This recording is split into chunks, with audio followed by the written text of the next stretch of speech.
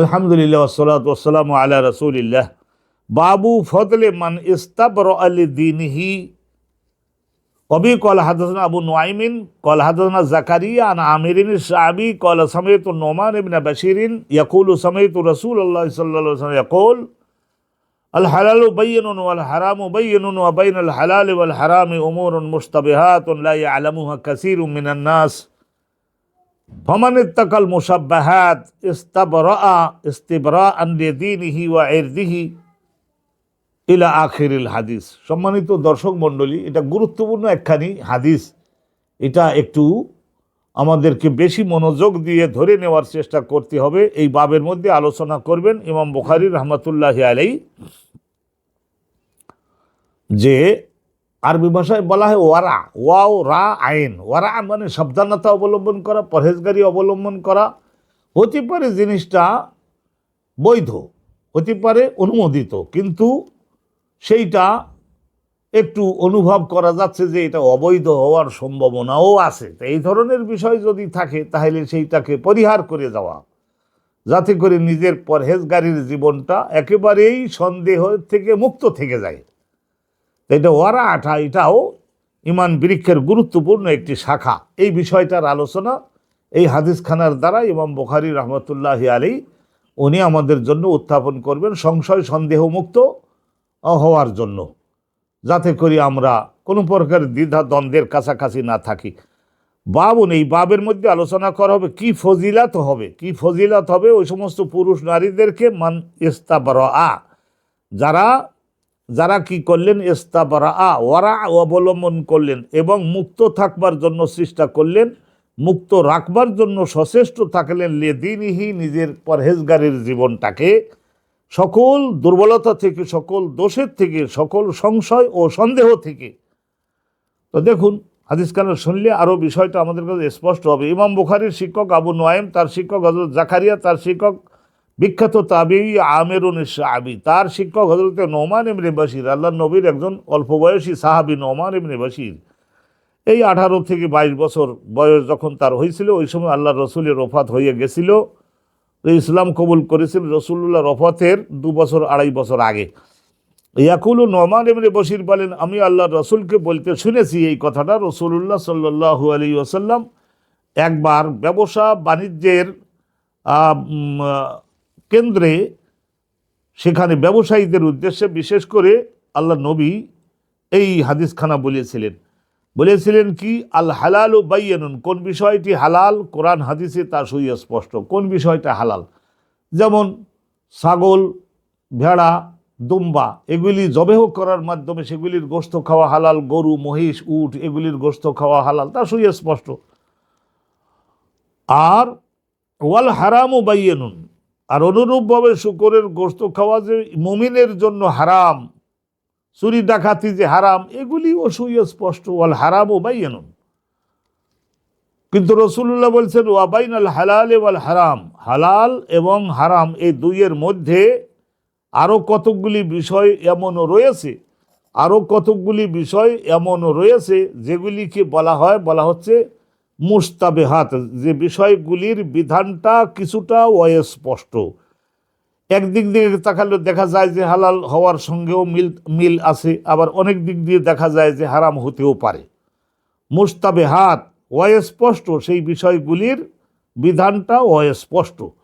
লা ইয়া'লামুহা কাসীরুম মিনান নাস, বহু সংখ্যক ইসলামের অনুসারী, বহু সংখ্যক লোক সেই বস্তুগুলির সিদ্ধান্তটা অবগত হতে পারে না। তো বোঝা গেল যে কিছু কিছু লোক অবশ্যই অবগত হতে পারে, বিশেষজ্ঞ যারা আলেম। ফামান ইত্তাকাল মুশাব্বাহাত, কিন্তু ওয়াও রা এবং আইন পরহেজগারিকে দোষমুক্ত রাখবার জন্য যদি কেউ মুশাব্বাহাত বিষয়গুলিকে পরিহার করে চলেন, জগতে এই খাদ্যটা না খেলে কি আমার চলবে না, এই খাদ্যটা আমি গ্রহণ না করে অন্য সমস্ত আরও লক্ষ লক্ষ হালাল খাদ্য আছে সেইগুলির উপরে নির্ভরশীল হয়েই জীবন চালিয়ে যাব। আল্লাহ নবী জানিয়েছেন ফামান ইত্তাকাল মুশাব্বাহাত, এই যে মুশাব্বাহাত অস্পষ্ট বিধান সম্বলিত বিষয়গুলিকে যারা এড়িয়ে যেতে পারে এই জগৎ জীবনে, ইস্তিবরাআন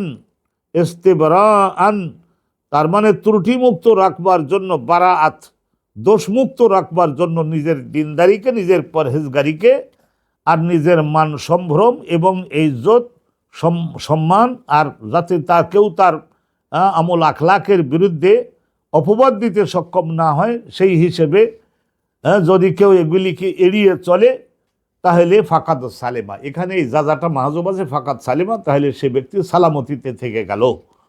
ওমান ওয়াকা ফি শুবহাত, আর কোনো একজন ব্যক্তি যদি এই সংশয়ে সন্দেহযুক্ত এবং যে বিষয়গুলির বিধান অস্পষ্ট সেইগুলির মধ্যে যদি নিজে যুক্ত হয় গিয়ে বৈধ মনে করি, তাহলে রসুলুল্লাহ বলছেন কার আইন, সে হলো এমন একজন রাখাল যে তার পশুগুলিকে চারণভূমিতে, যে ব্যক্তি তার পশুগুলিকে চরবার জন্য, চরে ফিরে তৃণ খাওয়ার জন্য, পাতালতা খাওয়ার জন্য, চরবার জন্য সুযোগ করে দিয়েছে, হাউল আল হেমা।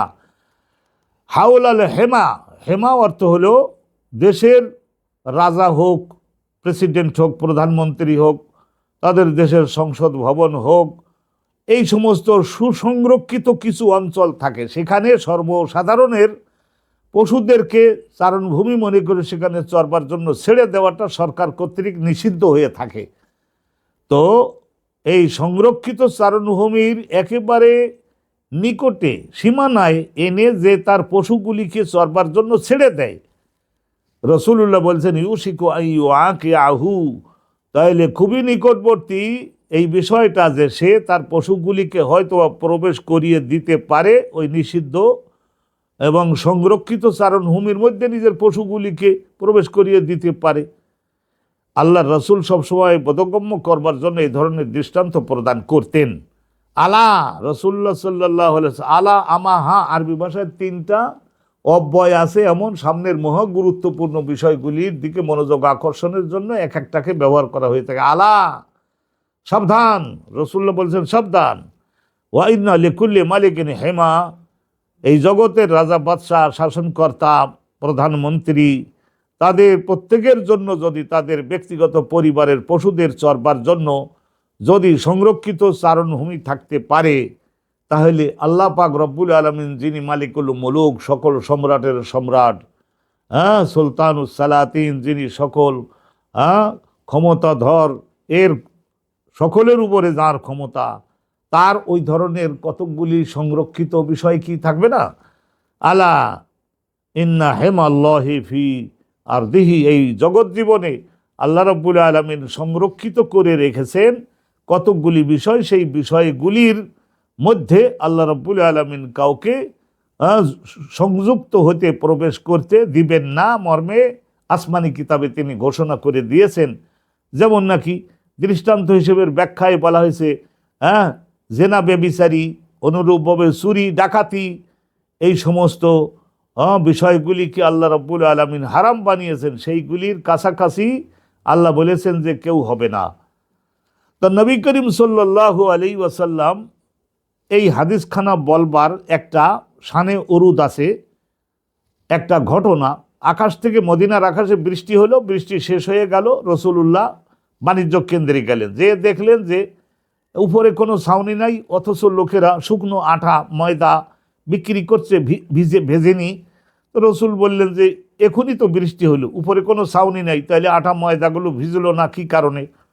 তো রসুলুল্লাহ আসলে হয়তো আটা ময়দা ভিজে গিয়েছিল, তো উপরে হয়তো গোদামের থেকে আবার শুকনো আটার বস্তা এনে উপরে ঢেলে দিয়েছে, হতে পারে। এটা পরীক্ষা করবার জন্য নবী পাক সাল্লাল্লাহু আলাইহি ওয়াসাল্লাম নিজের হাত ওই খাদ্যের গোদামের মধ্যে প্রবেশ করালেন এবং দেখলেন যা ধারণা করেছিলেন ঠিকই তাই। তো রসুলুল্লাহ বললেন যে এটা কেন করলা, উপরে শুকনো আটা ভিতরে ভিজা?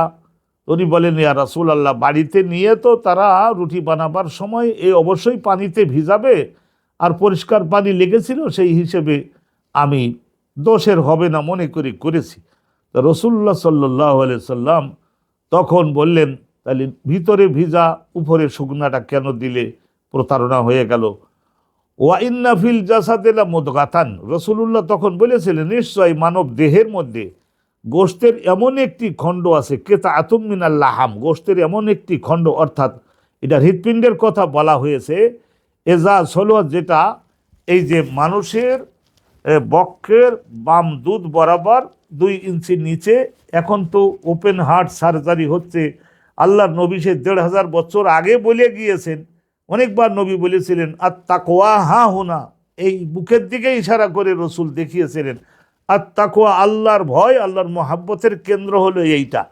ওয়াইজা আলা ইন্না ফিল জাসাদিলা মুদগাতান ইজা সালুহাত, এইটা যখন সৎ হয় বা সুস্থ থাকে, সলুহাল জাসাদু কুল্লুহু, তাহলে গোটা দেহের অন্য সকল অঙ্গ প্রত্যঙ্গ অবশ্যই সৎ হতে বাধ্য, সুস্থ থাকতে বাধ্য। কুল্লুহু ওয়াইজা ফাসাদাত, আর যখন এই অংশটা যখন শয়তানের কবজায় চলে যায়, নষ্টপ্রাপ্ত হয়, ফাসাদাল ফাসাদাল জাসাদু কুল্লুহু, ফাসুদাল জাসাদু কুল্লুহু, তাও পড়া যেতে পারে। সলুহা ফাসুদা ওই একই রকমের। ফাসুদাল জাসাদু কুল্লুহু, তখন গোটা দেহের অন্য সব অঙ্গ প্রত্যঙ্গ নষ্টপ্রাপ্ত হবে এবং গুনাহের কাজের প্রতি আকর্ষণ বোধ করবে এবং গুনাহের কাজ করবে।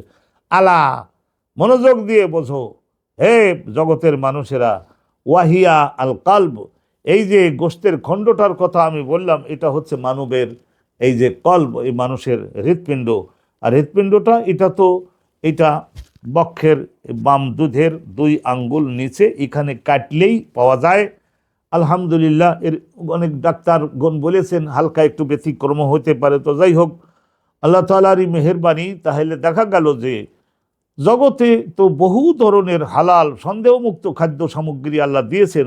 সন্দেহমুক্ত পদ্ধতিতে উপার্জনের হাজারো তরিকা আছে, সেইগুলি আমাদেরকে গ্রহণ করতে হবে এবং দিনদারি এবং মান সম্ভ্রম সুরক্ষিত থাকে এমন একেবারে স্পষ্টভাবে আমাদের চলবার চেষ্টা করতে হবে। তো ওয়াও রা এবং আইন, এই ওয়ারা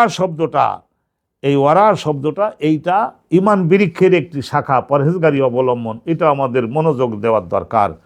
আল্লাহ পাক রব্বুল আলামিন আমাদিগকে তৌফিক নসিব করুন আল্লাহ রসুলের এই হাদিস সমূহ থেকে, যাতে করে আমরা শিক্ষা গ্রহণ করে পরহেজগারির জীবন যাপন করে জগৎ থেকে পাপমুক্ত হয়ে আমরা চলে যেতে পারি। আল্লাহ আমাদিগকে সেই তৌফিক নসিব করুন।